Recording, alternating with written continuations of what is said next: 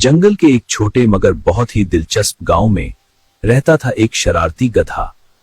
वो गधा न सिर्फ बहुत दोस्ताना नजर आता था बल्कि अपने दोस्तों के साथ खेल खेलने में भी माहिर था। लेकिन इसकी एक आदत थी, एक ऐसी आदत जो जंगल के सब जानवरों के लिए हमेशा हैरानी और कभी कभी परेशानी का सबब बनती है। आज भी जंगल में एक छोटे नाजुक खरगोश की जिंदगी थोड़ी साम में थी। गधे ने बड़े प्यार से खरगोश को अपने पास बुलाया। कुछ देर तक उससे इधर उधर की बातें करता रहा और फिर उसे गाफिल पाते ही एक जोरदार लात मार दी। बेचारा छोटा सा खरगोश भारी भरकम गधे की जोरदार लात पड़ते ही गेंद की तरह अछलकर दूर जा गिरा। कई पसलियां टूट जाने से वो बुरी तरह तड़पने और करपने लगा। अपनी इस शरारत पर गधा बहुत ही खुश हुआ और जोरदार ठट्ठा लगाता हुआ एक तरफ को चला गया। गधे की ये शरारती आदत बहुत पुरानी थी। वो खड़े खड़े बुला वजह किसी को भी लात मार देता था। जंगल के भी छोटे बड़े जानवर उसकी इस शरारत से अक्सर परेशान रहते। कुछ बुजुर्ग और जहांदीदा गधों ने कई बार समझाया भी, लेकिन वो अपनी हरकतों से बाज नहीं आया। इसी तरह की बातों से वो नसीहत करने वालों को बेवकूफ बनाकर मन ही मन बहुत खुश होता है। इसकी ये याराना मुस्कुराहट भरी बातों से वो इसकी शरारत को ताड़ जाते और समझाते। बरखुदार, रिश्ते में हम तुम्हारे बाप हैं। अपनी नाराजगी का इजहार करने के लिए लात मारना हमारी फितरत है, लेकिन बिला वजह किसी को भी लात मार देना शरारत है, बुरी आदत है। बुरी आदत है।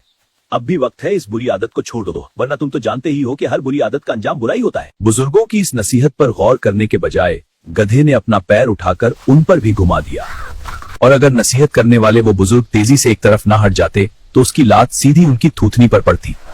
फिर भला गधे की लात खाने के लिए बुजुर्ग वहाँ कैसे ठहर सकते थे। पहली दोस्ती से ही सबके सब ढींचों करते हुए 9-2-11 हो गए। एक दिन गधे ने एक लोमड़ी को देखकर बड़े प्यार से कहा, आओ बहन, मेरे पास आओ, बहुत दिनों बाद मिले, थोड़ी देर प्यार भरी बातें करेंगे। लोमड़ी आखिर लोमड़ी थी, होशियारो दिमागदार, उसकी मकारी में भला कैसे आती। वो उसकी झांसा देकर लात मारने वाली आदत से बखूबी वाकिफ थी। गधे की बात सुनते ही वो उसे देखते हुए बड़े प्यार से मुस्कुराई और दिल में सोचा, कमबख्त तू, मुझे क्या सिखाता है, मन नहीं हिला रहा। मैं खुद तुझे आज ऐसा सबक दूंगी कि जिंदगी भर के लिए अपनी ये लात मारने की आदत भूल जाएगा। लोमड़ी दिल ही दिल में सोच रही थी, तेरी इस बुरी आदत से दूसरे कमजोर जानवरों को हमेशा के लिए छुटकारा मिल जाएगा। ये सोचते ही लोमड़ी ने अपने चारों तरफ देखा, फिर दिल ही दिल में मुस्कुराते हुए बड़े प्यार से गधे से बोली, मेरे गधे भैया, मैं बहुत दूर से आ रही हूँ और बहुत ही थकी हुई हूँ। मेहरबानी करके तुम ही अपनी इस बहन के पास आ जाओ। इतना कहकर लोमड़ी लड़खड़ाते डगमगाते कदमों से चलकर सहारा लेने के लिए एक बहुत ही बड़े पत्थर से टिक गई। मुझे बहुत कमजोरी महसूस हो रही है। लोमड़ी की बात सुनते ही अपनी शरारती कामयाबी के ख्याल से गधे का सीना खुशी से फूल गया और होंठों पर प्यार भरी मुस्कुराहट लिए वो जल्दी से लोमड़ी के पास आ गया। लोमड़ी को गाफिल रखने के लिए कुछ देर तक वो उससे बहुत ही मीठी मीठी बातें करता रहा। हाँ, बिल्कुल फिक्र मत करो। फिर आदत के मुताबिक अचानक ही लात मारने के लिए उसने अपना पैर पूरी ताकत से लोमड़ी की तरफ घुमा दिया। इस हमला के लिए लोमड़ी पहले से ही तैयार थी। गधे के पैर उठाते ही वो तेजी से फिर से दूर हट गई और गधे की जोरदार लात ठीक पत्थर पर पड़ी। इस हमला के लिए लोमड़ी पहले से ही तैयार थी। गधे के पैर उठाते ही वो तेजी से फिर से दूर हट गई और गधे की जोरदार लात ठीक पत्थर पर पड़ी। फिर जाहिर है पत्थर तो टूटने से अलबत्ता गधे के पैर की हड्डी जरूर टूट गई और वो जमीन पर ढेर होकर बुरी तरह तड़पने और पीटने लगा। लोमड़ी ने एक जोरदार कपका लगाया और बड़े ही शरारती लहजा में बोली, क्यों गधे भैया, तबीयत कैसी है?